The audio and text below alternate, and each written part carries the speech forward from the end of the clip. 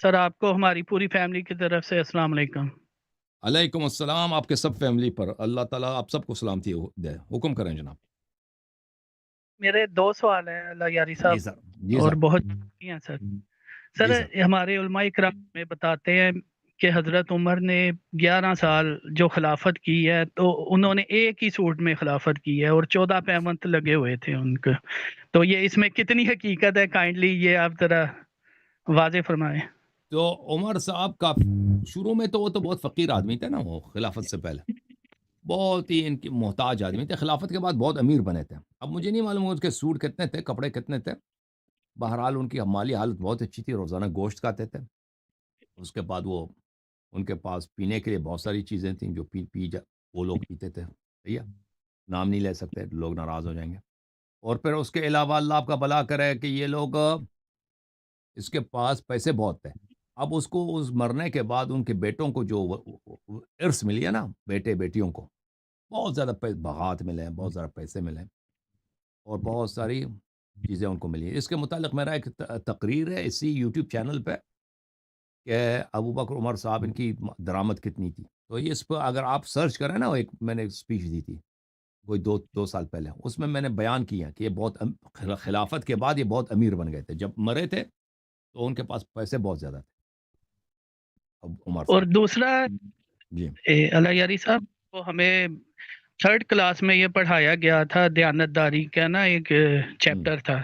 تو حضرت عمر رات کو گشت کرتے تھے، اگر کوئی ضرورت مند ہے اس کی مدد کرتے تھے، اور ایک عورت دودھ میں پانی ملا رہی تھی تو وہ دروازے کے پیچھے کھڑے سن رہے تھے۔ تو اس طرح کے معاملات ہیں جو ہوں۔ یہ حقیقت تو میں میرا ہیں ایک یا یہ صرف مناظرہ ہوا تھا نا ابھی عقد ام کلثوم سلام اللہ علیہ پر، ایک مولوی صاحب ادھر آئے تھے، غلام مصطفیٰ نوری صاحب، آپ نے وہ مناظرہ دیکھا ہے؟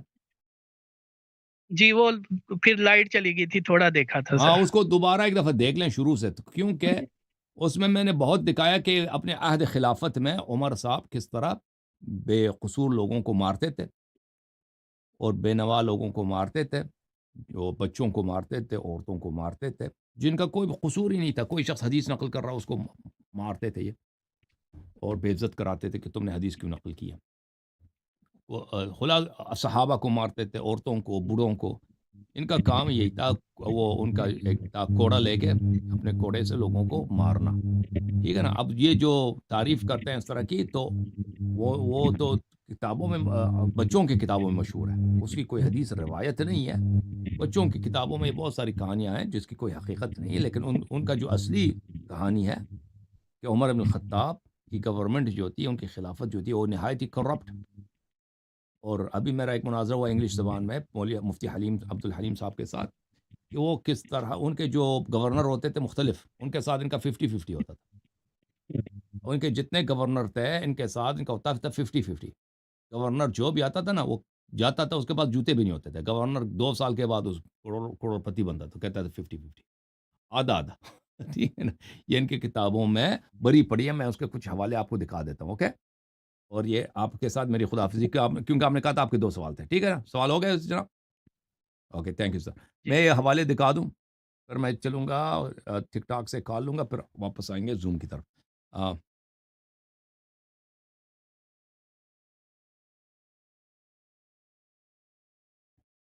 عمر بن الخطاب اپنے گورنروں سے، ہاں، ان کے گورنر بھی سب صحابہ تھے، اس طرح نہیں تھے کہ وہ معمولی لوگ تھے، ان کے گورنر جتنے تھے صحابی تھے، اور ان گورنر یہ اتنے کرپٹ تھے کہ خود عمر بھی کرپٹ تھے، تو ان سے آدھا مال لیتے تھے ان کا۔ یہ معرفت الرجال ہے یحییٰ بن معین کی، یہاں پر صفحہ نمبر 43 ہے، حدیث نمبر 32 ہے، ابن ابی کثیر سے روایت ہے، استعمل ابن عمر بن خطاب ہؤلاء الرہط، عمر صاحب کے گورنر یہ لوگ تھے۔ پھر یہ ایک شعر ہے ادھر، قال فإنا قد عافيناه من شهادة ونأخذ نصف أموالهم، قال فأخذ من العمال نصف أموالهم۔ عمر بن خطاب صاحب نے کہا کہ لوگ شکایت کرتے ہیں کہ میرے گورنر بڑے کرپٹ ہیں، میرے گورنر چوری کرتے ہیں بیت المال سے، ٹھیک ہے نا۔ تو میں تو بھائی میں اس کو میں تحقیق نہیں کروں گا، انویسٹیگیٹ نہیں کروں گا، شہادت کسی سے طلب نہیں کروں گا، لیکن اپنے گورنروں کا نصف آدھا حصہ میں لے لوں گا۔ پھر اس نے ان میں سب میں سے جتنے گورنر کے پیسے تھے ہر گورنر کے، اس کے آدھے پیسے اس نے لے لی. یہ کتاب ہے الطبقات الکبریٰ لابن سعد، جلد نمبر 3. یہاں پہ ملاحظہ کریں، آپ کی خدمت میں عرض کروں کہ عمر بن الخطاب نے اس کے جتنے گورنر تھے، ان عمر امر عمالہ فکتبوا اموالہم، اس نے اپنے گورنروں سے کہہ دیا، کوئی عراق میں، کوئی شام میں، کوئی مصر میں، بحرین، یمن، بصرہ، کوفہ، ٹھیک ہے نا، مختلف علاقے تو بڑے دور دراز علاقے تھے. مکہ میں کوئی گورنر ہے، اپنے لکھ دو تم نے کتنے، تمہارے پاس کتنے پیسے ہیں. منہم سعد بن ابی وقاص، ان میں سے ایک سعد وقاص ہے، سعد بن مالک. فشاطرہم عمر اموالہم فاخذ نصفا واعطاہم نصفا، تو انہوں نے اپنے اموال لکھ دے، کسی نے کہا میرے پاس 1 کروڑ ہے، کسی نے کہا 50، جتنے لوگوں نے کہا نا تو کہا 50 اللہ 50 آدھا ایسا لے لیا. تو یہ ہے کہ بدعت ہے کہ نہیں؟ گورنمنٹ اس کا کتنا کرپٹ ہے بھائی. آپ اس کا آدھا کیوں لیتے ہیں عمر بن الخطاب؟ یہ کوئی سنت ہے؟ نبی صلی اللہ علیہ وسلم اسی طرح کرتے تھے کہ صحابہ کے آدھے اموال لے لیں.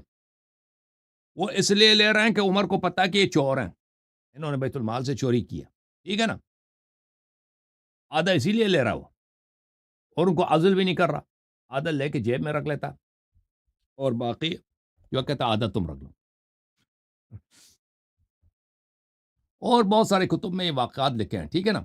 تو آپ مزید آپ کا وقت نہ لیں. یہ عمر بن الخطاب کا کرپشن کا یہ تھا. تو یہ ایسا آدمی امیر بنے گا نا، آدھا ہر گورنر ہر جگہ چوری کرتا ہے، 50 خلیفے کے ساتھ 50-50 ہو جاتا ہے. 50-50. وہ آپ کا صدر ہے نا پاکستان، اس کو مجھ سے 10% بولتے تھے، لیکن عمر صاحب اس سے زیادہ لیتے تھے، 50-50. جوم جاؤ، پرواز کرو، کیوں فخر سے سر اٹھا، کیونکہ اللہ تعالیٰ نے تمہیں انتخاب کیا. صراط حق پر صرف تم ہو، صراط ایمان پر صرف کیا، کیونکہ اللہ تعالیٰ نے تمہیں انتخاب کیا. صراط حق پر صرف تم ہو، صراط ایمان پر صرف